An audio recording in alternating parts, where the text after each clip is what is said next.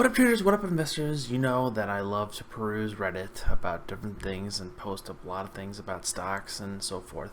I found one article that I found quite interesting that I was perusing on the questions tab within our investing was from a whiskey sour with ice user. It says, what are your buy and hold forever dividend stocks?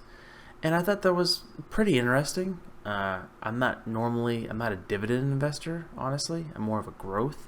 That I just was interested to see on what people thought and what people are looking at. And I kind of just went through this. It got quite a bit of feedback. A lot of people posted a lot of things. Currently as we speak, about 750 some odd comments. That being said, we're just going to kind of pick through a couple of these. We're going to analyze them via the Thinkorswim charting that we use here. Kind of give a daily and weekly chart analysis on that, and then we're just going to be creating some alerts and maybe draw a couple lines on the charts and just have some fun with it. If you like this, don't forget to hit the like and subscribe down below. Greatly appreciate it. If you want to see more content like this, please leave in the comment section below. Alright, so let's go ahead. I'm just going to pin this over here, and we're just going to start perusing through this. So the very first guy was Star Wolf 478, great name, saying McDonald's, Pepsi, and Waste Manager are the three stocks that I'm buying specifically with the expectation of collecting their dividends and holding for the rest of my life. It kind of goes into a couple other things in the other paragraph, but then the last paragraph he says the other stocks that pay a dividend but that aren't a significant dividend.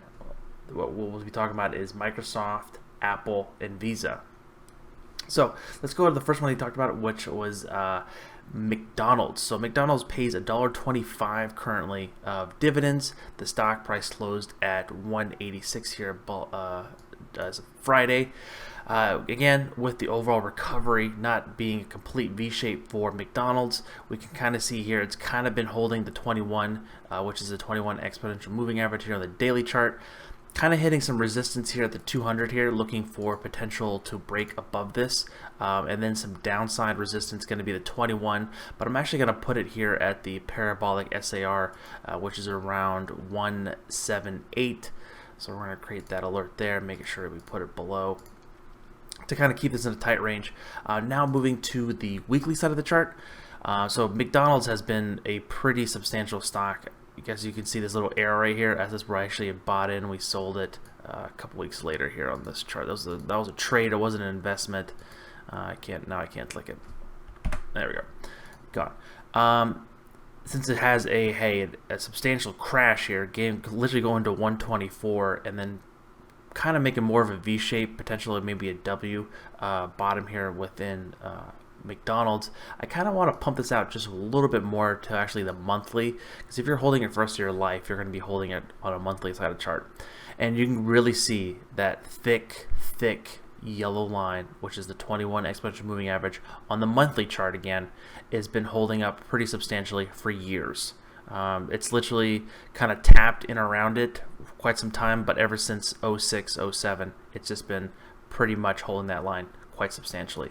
So again, very substantially to see. I know I said substantially multiple times, but if it breaks above the 188 and continues going higher, that would be a great little entry point. McDonald's, the food's okay. I'm more of a local burger guy than McDonald's, but that's seems like a pretty reasonable investment there. Let's go to Pepsi. So PEP. That's next. Star Wolf, which was one of the top comments. It looks quite similar. It has been kind of struggling around the 200 exponential moving average. Again, this is on the daily chart now. Basically, you can kind of see the tight trading range that we see here between the let's just call it 138 to the 128-ish level. Very tight, pretty tight consolidation. It's kind of in a squeeze pattern. RSI has been flat, and momentum's been completely flat. This is a again, this is not going to be a growth stock, so you're not going to see these crazy volatile up and down. Yes, you're going to see the volatile because that's the whole market that came crashing down. But and then on a monthly chart, you really see the highlights of all the market crashes that we've had literally the last 15 years. You see the one we just had, we see the one in 18, and then the kind of the smaller one at end of 18 to 19, and then you see the correction that we had in early or late 15, and then you see the overall crash that we had in 08, 09, and it's pretty much highlighted. As you can see, it's been holding up the 21 exponential moving average for quite some time. You can kind of see here, once it hits the 21, it could kind of continues going higher. This one is slightly better performing than the previous McDonald's because it's already above the 21. It looks like a sound investment. If you're holding it for a long time, go for it, right? If you like Pepsi. And then last one is Waste Management, which is actually one that we own for the fund, aka my account. This one we actually just bought some more, actually around $100 right before we saw this squeeze setting up. We wanted to kind of get into this, and it kind of popped off, literally hitting the resistance here on the 200 exponential moving average here on the daily chart. Potentially could be trading sideways for some time. It collects a 54-cent dividend, so nothing substantial, but again, this stock has been a steady eddy, as I call it. Potential downside risk is it can be around $100, but if you're trading this long term, which I have, it's literally, again, holding that 21. It's been fairly flat these years. I kind of got into it after the crash in 08, 09, and I've just been holding it and just adding in every little bit every once in a while when it gets near the 21, and we kind of did that once it kind of broke above the 21 here, adding some more. Again, a long-term hold. I don't look at this literally every day. Again, it's a long-term hold. It's been holding the 21 quite substantially the last literally 5 years until recently. So that is from Star Wolf 478. Now we're going to jump to the next one. We're going to go to a little bit of different section. We're going to talk to Rav BK Joshi. And he's saying he wants Walgreens. Walgreens, the pharmaceutical general store.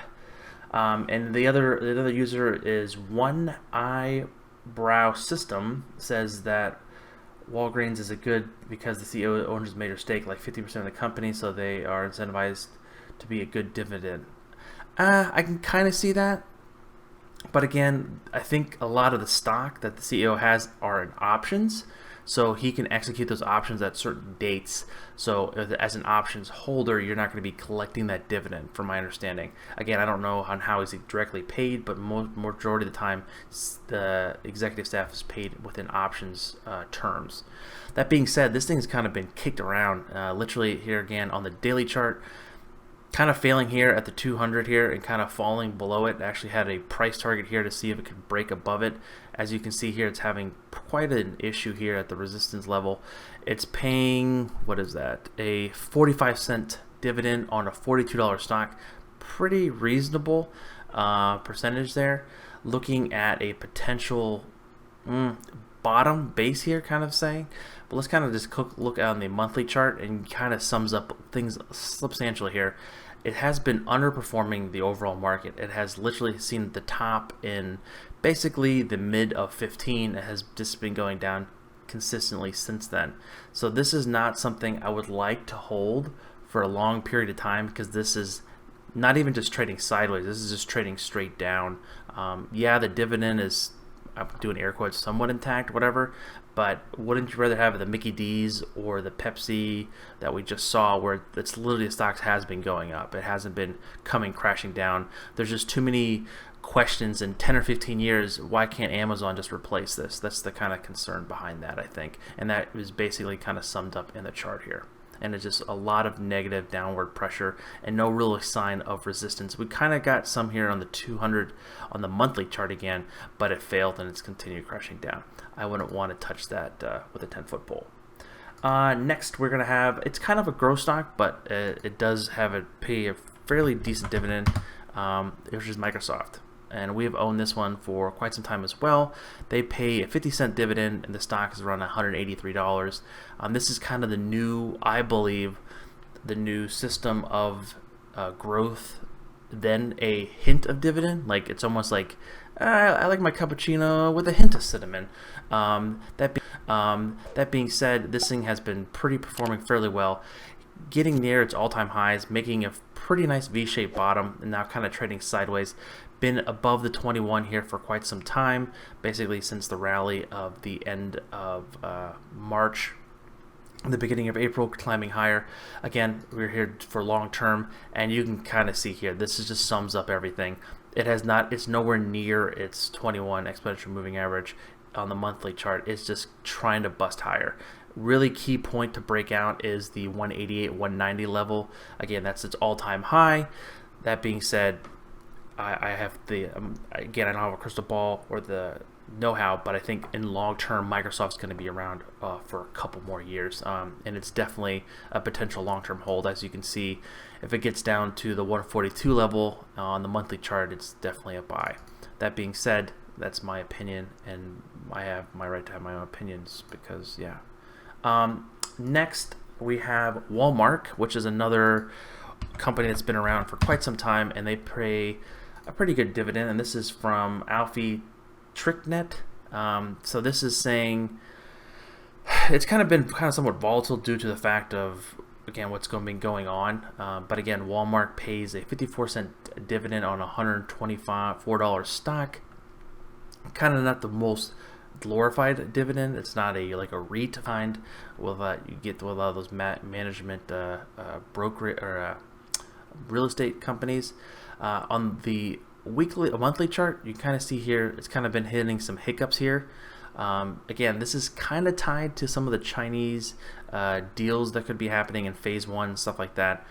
Since Walmart in 06, 07, 08 has been around $42 and now at around $130. Yes, it's not going to be the fastest growing stock, but it is still growing because it is above the 21 exponential moving average. It's not in a downtrend. It's still considered in an uptrend. It has made a potential V-shaped bottom here on the monthly chart due to what have just happened in early 2020, and looking for higher prices again, looking to break about 130 and a buying opportunity around 109 if it comes back down to that, if we get a second wind of a comeback here. That is, again, it doesn't pay a substantial dividend, talking 54 cents, but you get a little bit of growth with that. Another one is going to be AT&T, and this is from Matty Yeh 292. Looking here on this is AT&T, so they actually it's no longer just a cell phone company and networking company. They just acquired HBO, They own Dish. They're trying to break into other segments and just kind of create like the Walt Disney effect, where they're just buying huge conglomerate business to kind of help them grow their balance sheets, being able to maintain this really nice rich dividend. Again, the stock's only $30 and it pays a 52 cents dividend, which is a pretty substantial dividend. You're not going to get the crazy amount of growth. We have been underperforming the overall market, but it's due to its fairly high dividend and it's considered safe. I'm doing air quotes there again. That being said, looking on a monthly chart, the growth again is not going to be substantial, but they're trying to get into a more diversified portfolio rather just being considered the safe dividend stock. This was a huge position for myself in 08-09 when I bought it around 20-25, and then continued going higher, and we got out of it. One of my larger holdings at the time, because it was considered a safe dividend stock. On the monthly chart, again, it's kind of trending in a range. I'm not going to call this a double bottom at 28, but we kind of need to see it perform here, need to break above 32, and need to see this kind of catch up to the 21, which is at the 33 level. So again, this thing doesn't move too crazy, but with the overall market, it could go potentially push higher. And then I kind of wanted to find one that was kind of a sleeper, and then Radius kind of had that one for me. He says he literally bought, so Raytheon and United Technologies just merged, and they created a new company, a new baby called RTX. That's not RTX like your NVIDIA graphics card. RTX is a company. It's going to be an aerospace engineer company. It's going to be defense. It's going to be a quite variety of thing. I kind of honestly feel this is the sleeper. We are looking to purchase some of these shares. We kind of want to get it at a lower price, being a little bit picky on it. We actually want to move this down a little bit. I was going to see if it's going to break above 70 or 72. It kind of failed with this jump here. I'm looking to potentially add or create the position around $61 if it gets able to come down to this limit here. That being said, it pays a 47 cents. I think they literally just cut it. I believe they cut it. They did pay 73. Now they cut it to 47 due to being fiscally responsible and not purchasing or giving it out to the dividend and creating more of a better bottom line for the overall health of the company. That being said, this thing is probably, again, it's my sleeper, one of my favorites that I want to add for my long-term portfolio. Is it's below its 200. It's kind of beaten up, not meaning that's going to be underperforming, but looking here on the monthly chart, this is going to be a way to look at the overall markets here. It's kind of been trading fairly well with the big boom cycle of 2012 to like 2018, and then kind of, lack of a better word, seesawed around and kind of came crashing down again due to the overall aerospace market. Not many people are going to need parts and stuff for their planes. There's going to be a very low percentage of travel and things like that due to the fact that they have exposure to other businesses and things like that. I think that will come in and create a lifeline for them for potentially higher revenues in the future. Again, we're not going to be putting in a large position. We're going to create feelers. Again, we're looking for $62, $61 for potentially to get in if the market kind of sells off a little bit. Kind of creating an underperformance, slowly building into the position, looking for potential printing higher. Again, trying to break above $70 to $77 to kind of regain some kind of traction and potentially move higher. Guys, I want to thank everyone for tuning in for this wonderful video. If you have any comments, questions, please leave it down below. Check a couple of the links in the description. We have the awesome Discord chat there. We have a Patreon page. You can come support the channel. Greatly would appreciate that. We have an awesome referral link to Tastyworks. That is the trading platform that we use for options trading, and we're going to be creating a new segment, a weekly segment regarding around Tastyworks on potentially trading options and small trades within, I think, a $5,000 to $1,000 account, and we'll have fun with that. Again, guys, thank you so much for watching. This is Ken from the Dyslexic Investor, and I'll catch you guys on the flip side. Peace.